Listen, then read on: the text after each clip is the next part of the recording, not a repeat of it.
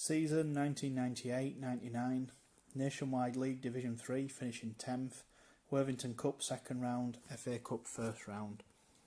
Chris Holland and Dave Worthington were not the only ones to resign during the close season, but whilst their departures were caused by personal disagreements, that of Chairman John Stockwell on the 7th of June was put down to the fact that he needed a rest. It is extremely time consuming and time for someone else to take the reins of responsibility. Quite truthfully, I'm tired, said Stockwell. Chris Holland may have resigned, but a change of heart saw him not only return to the board, but also take over the chairmanship, with Jim Brown, who had returned as a director in 1996, elected vice-chairman. The popular Holland promised a bright future for the club. He saw his first job as being to persuade George Mulhall to stay on as manager. Mulhall had entered that he wanted another year in the job anyway, so this seemed a formality. Mulhall indeed agreed to a new one-year deal with a view to stepping up as director of football, allowing him to groom Kieran O'Regan as his successor. Matters, though, were about to take a different course.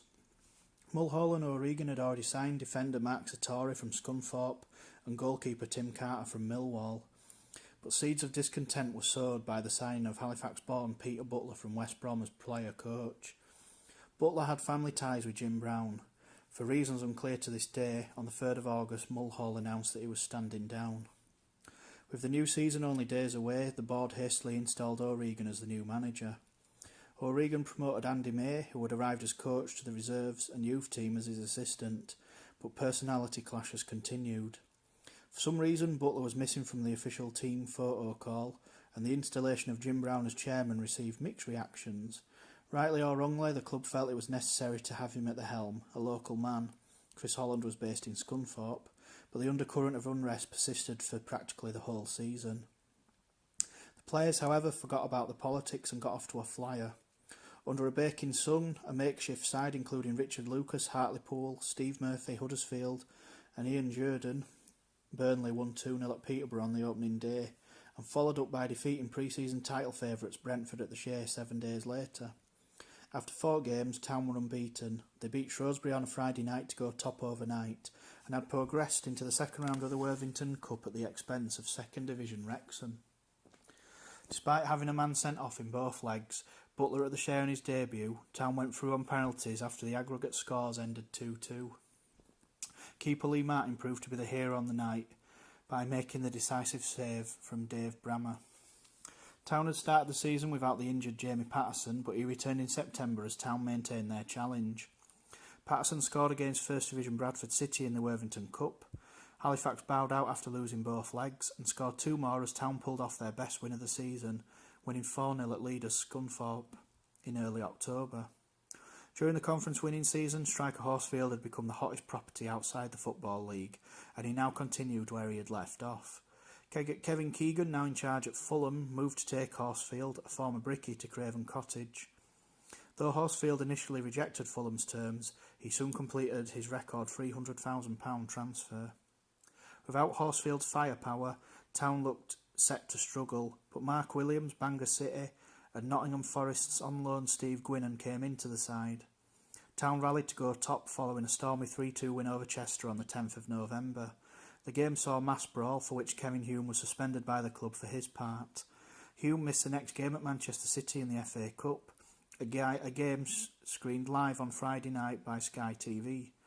The cup tie evoked memories of the 1980 clash between the two sides, but alas for Town, there was never a chance of a repeat shock win.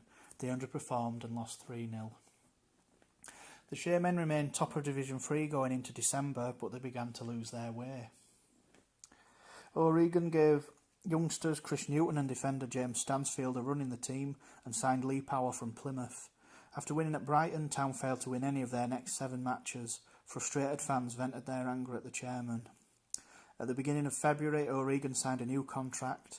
Results, however, continued to be patchy, and Town began to lose sight of the playoff placings that for so long seemed within their grasp. O'Regan took Craig Everington, West Ham, and Gareth Grant, Bradford City, on loan, and forked out £35,000 to Notts County for striker Justin Jackson. Shortly afterwards, Mark Williams moved to York for £30,000, but he was not the only departure from the club. Despite encouraging results at high-flying Cardiff and Brentford, Town had slipped to 11th by the time Rochdale arrived on Easter Monday. Rochdale had earlier won at the Shay in the auto windscreen shield, but in a drab fixture, Town drew 0-0. Though they were still only 3 points off a playoff spot, performances suggested the side was heading in only one direction, downwards. The Did You Know for this chapter, and this was valid at the time, although we now have 3. Halifax Town have twice been paid tribute on record, by Tommy Degnan in 1978 and by the Grumbleweeds when Town won the conference in 1998. Back to the chapter. Still, the sacking of O'Regan and his assistant Andy May the following day came out of the blue. Always a popular player, whatever his credentials as a manager, O'Regan's dismissal divided the fans, and Jim Brown was compelled to defend the board's actions in the Evening Courier. Halifax turned to Dave Worthington, who over the years had served the club as a player, commercial manager and coach, to guide the side through until the end of the season. Worthington, a staunch Halifax supporter, felt the playoffs were still a possibility, and indeed, despite losing heavily in his first game at Cambridge, steered them into 7th place by winning 3 of the next 4 matches. But home defeat by bottom-of-the-table Scarborough, who would ultimately drop into the conference, all but sealed Town's fate. The team travelled to Exeter for the final game, knowing that only a victory would help them make the playoffs, and then only if Swansea failed to win their match. Town's 1-2 defeat made it all academic. They slipped to 10th as things turned out. Whether Dave Worthington fancied the manager's post full-time, and he never denied that he did not, the club began to look elsewhere. Former internationals Frank Stapleton and Alvin Martin were linked to the job, but it soon emerged that Mark Lillis, assistant to Brian Laws at Scunthorpe, was the man the directors wanted. Lillis, though, was still focusing on taking Scunthorpe into Division 2 via the playoffs. On the 2nd of June, 4 days after the Iron had completed their mission by beating Leyton Orient 1-0 at Wembley, Lillis was installed as the new Halifax Town manager.